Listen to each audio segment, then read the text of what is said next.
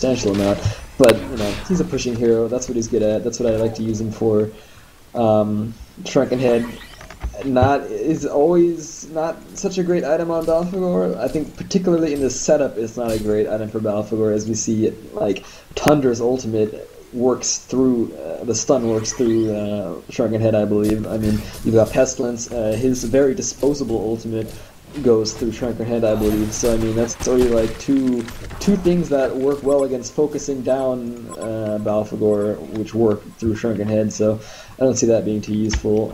We do see Flint Beastwood finally finishing his Frostburn, which would be semi-useful, but I mean, currently, if anything, they need more DPS. I mean, I don't think, miraculously, Flint Beastwood's been staying alive in teamfights. He's not really been under that much pressure. He's been sitting in the back trying to DPS, but I mean, it's just not really been happening, because the Legion team can't hold the Hellborn team down because they're too busy getting completely destroyed.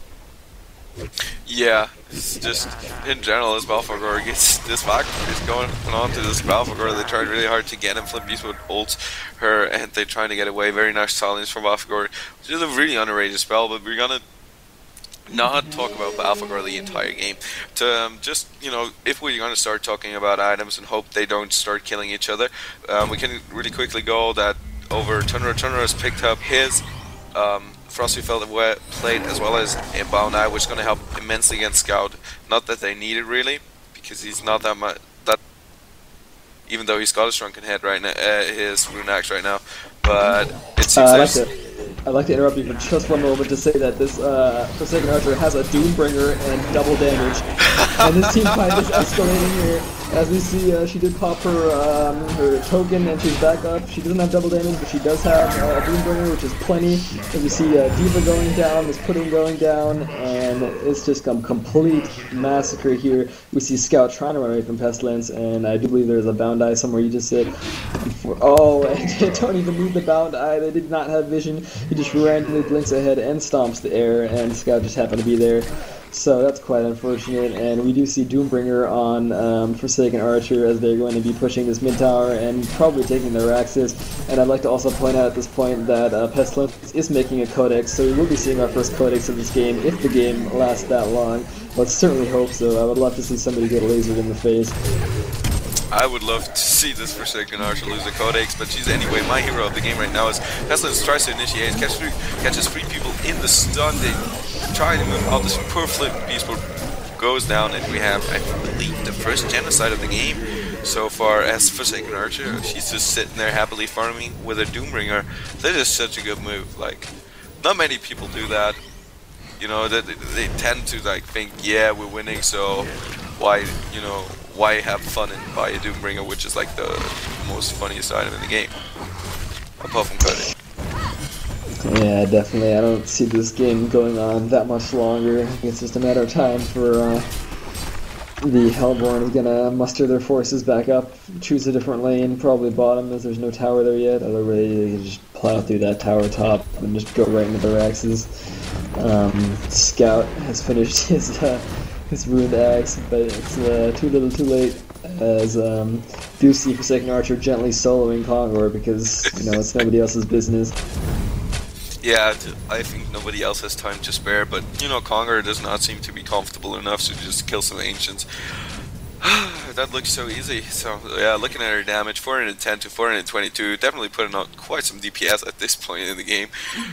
Did not expect it, did not see it coming, but she picks up a Wolf Clef because she realized that the Doombringer, as much damage as you have to get some attack speed going to actually make it, work to its full potential. It's going to be pretty interesting if she actually decides to go for a demonic breastplate, which would be hilariously funny and in a very unconventional item build, but it would be very appropriate for this game. I think somebody needs to call animal abuse because Kongor just got completely annihilated within seconds. Like, I don't even think he had a moment to grasp what was actually happening to him. He just kind of woke up dead.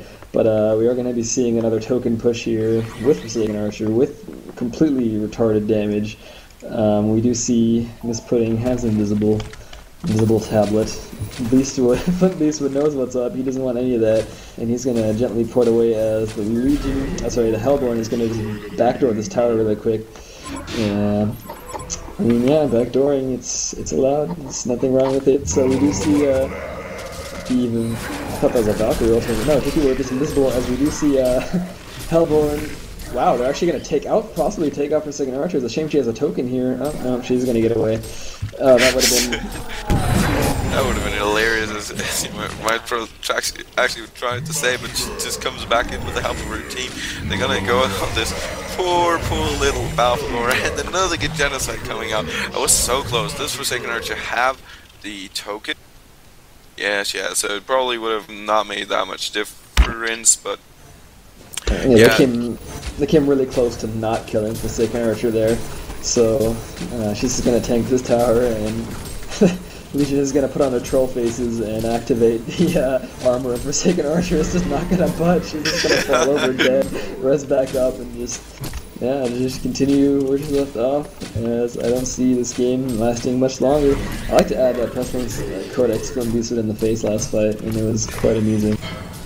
It was definitely, but you know, quite a shame for us to go in this way.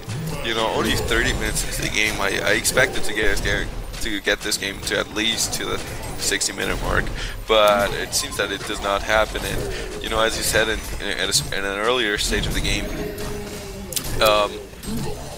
we can definitely, you know, normally in the EM, one team just overpowers the other team, and I think that's exactly what happened, which could be attributed to this scout who, you know, misunderstood his role instead of, you know, not being a ganker but being a carry.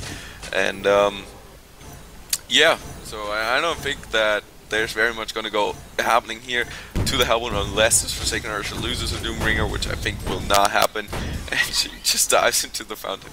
Oh my god, poor Legion, poor S2. As we do see them pointing at the fountain, 2 people taken out, and Flint Beastwood falls. So, poor old Pestilence. Couldn't get his Codex off in time. He had to die, but it was for the greater good. So we do see the World Tree is going to be open after taking some damage here. Look at Forsaken Archer's items, it's so fucking ridiculous. 34 minutes in her game. Charge Hammer, Elder Parasite, Firebrand, Whispering Helm, Doombringer, and that's why we're removing Ian. Good night, everyone! Good night, and I hope you guys enjoyed it. We definitely did. Joining me was Enigma from S2, seeing here the S2 staff members unfortunately losing. My name was Luke the Riff, and I hope you enjoyed the game, and this was unluckily the first and last EM game we will ever be doing, or have been doing, or that will ever be done.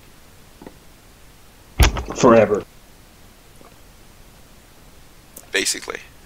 Wow, that was a confusing game. It is very, very different from from casting in general, because in general, you know, you have a certain structure that's going on, but this game was all over the place. Yeah, it's definitely exciting to see all those team fights and stuff that happened, but I think all in all the game was unfortunately quite one-sided in favor of the Hellborn team. But what are you going to do? It's just the way it happens in easy mode. Sometimes some certain heroes will just spiral out of control, and you know, sometimes the earlier ganks, they're not always as relevant as they need to be, but I think they just had so many early game team fights that just kept going in their favor, like over and over and over, and if that happens too many times, it's definitely going to start snowballing, and it just managed to snowball to the point where it, you know, got out of control. Yeah, but I think S2, you know, Tobias just was trolling around the entire game. Like, when I finally came to that conclusion when he tried to solo gang Forsaken Archer before he had his, I don't know what he had, but you know, he just tried to get on her, and that is just not gonna happen, not even in easy mode. Yeah, I don't want to focus on this scout thing, but I think this is unfortunate because, you know, Legion set up this very push heavy team and they had scout, so I think their plan was that